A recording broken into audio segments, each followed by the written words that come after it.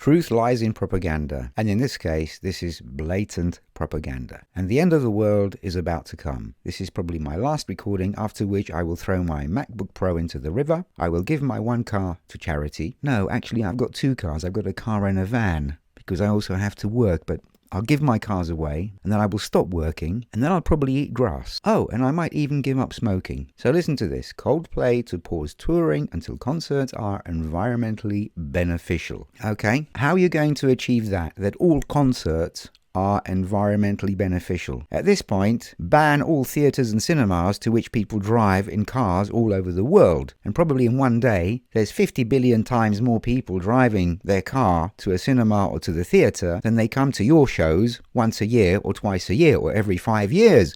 Or 3 years when you decide to come out with a new album. Oh yes, so they're stopping their touring. And by the way, if Coldplay become environmentally woke, I've probably only heard 2 of their songs because I listen to other music, so I might like 1 song from Coldplay, I might like 3 songs from Green Day, and I might like 5 songs from the Rolling Stones. So I'll stop listening to Green Day and the Rolling Stones and just listen to Coldplay and maybe buy all their records because they're woke. They're going to save the planet. But marketing and propaganda has long reaches. So this was announced today. We're taking time over the next year or 2 to work out how our tour can not only be sustainable, but how it can be actively beneficial. All of us have to work out the best way of doing our job. Well, listen, sunshine, you're a pop star. And here comes the best bit. Coldplay's new album, Everyday Life, is released on Friday. And instead of spending months on the road, they are playing 2 gigs in Jordan, which will be broadcast free to a global audience on YouTube. Well, just work out the maths. They've announced this so that the whole woke world is watching this, and they do a gig in Jordan for free. Can't imagine how many millions of fans are going to crowd to a Coldplay concert in Jordan, but they're going to be streaming it for free on YouTube, and that is marketing. Perfect, good strategy. They didn't really do much for the carbon footprint here. The UK band last travelled the world in their A Head Full of Dreams tour, which saw them stage 122 shows across 5 countries in 2016 and 2017. It's about time you guys stop touring, really. You've got such a big carbon footprint. Musicians have to be proactive on climate change, says who? Coldplay reveal new album tracks in local paper. So where does this stop?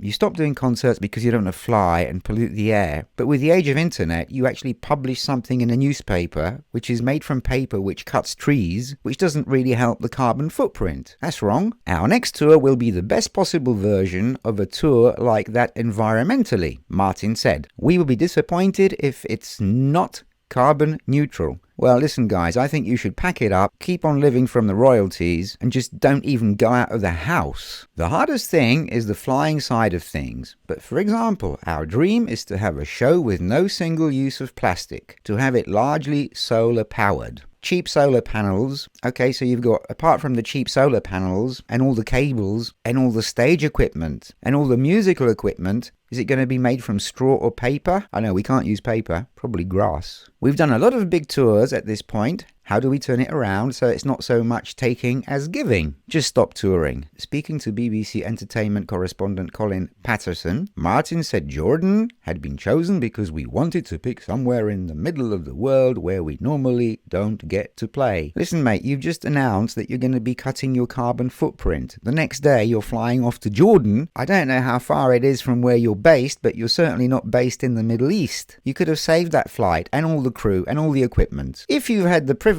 of travelling around the world, you know we're all from the same place. Oh yes. Okay, how many cars have you got, Martin? Of course you've only got 1 car and 1 old van, because in a very gentle British way, this record is us saying we don't feel different from any human on earth. Oh god, there's tears rolling down my face. Oh, and there's no end to this. After the tour in the Middle East, Coldplay will perform a one-off concert for fans at the Natural History Museum in London on the 25th of November. All proceeds from the show will be donated to an environmental charity. Fine. And how about all the proceeds from your records which you will sell through this propagandic promotion tactic? That would be nice. Give everything to charity. How many people come to a show? 2,000, 1,500, 3,000? Just from this news that they announced today, they will sell millions of their records, or millions of their MP3s, or merchandise. God knows what they're selling. And if in their last tours, 5.4 million people came to see them, some of them going by car, some of them farting, some of them breathing. Why don't you just stop touring forever and just put it on the internet? Oh, of course, and here we have it. Fans traveling to and from shows are the biggest source of pollution. Well, put it all on the internet for free, let the fans stay at home and watch it on the internet. And of course, we had to get to this. We have to have an image from the past. U2's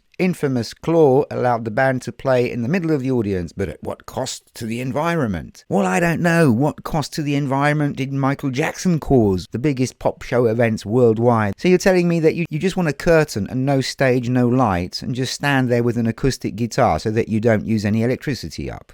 And that's not all. Obviously, The Guardian also had a similar article, and this is what I was looking for. Coldplay are the latest musical act to address the impact of touring on the environment. Billie Eilish has announced plans to make her world tour as green as possible by banning plastic straws, encouraging fans to bring refillable water bottles, and providing comprehensive recycling facilities. Every venue on the tour commencing next March will feature the Billie Eilish Eco Village, where fans can learn about their role in the climate crisis. Those who pledge to fight the climate emergency with the organization Global Citizen can earn free tickets to the sold-out shows. Right, okay, fine. So I'm going to stop smoking tomorrow and start buying Coldplay and Billie Eilish records. Everyone okay with that? No, I'm going to carry on listening to the Rolling Stones, and I don't mind if they smoke and if they fly. And we have another one, the 1975, which I presume are a pop group, never heard of them, are working towards making their tours carbon efficient and have pledged to plant a tree for every ticket sold in their UK arena tour in February. The British band have also stopped producing new t-shirts instead of screen printing a new design over old merchandise stock. Well, good for you guys. And I'm definitely going to buy some of your songs from the Apple Store iTunes. And here's the nail on the coffin. Emma Banks, co-founder of leading tour agents Creative Artists Agency, questioned the need for musicians to tour at a scale that might require dozens of trucks to transport equipment. Yeah, get a backpack. While I certainly don't want to be putting anybody out of business, I think we have to start being realistic. We? Why it's always we? Why does your opinion apply to me? Anyway, I think we have to start being realistic and going, okay,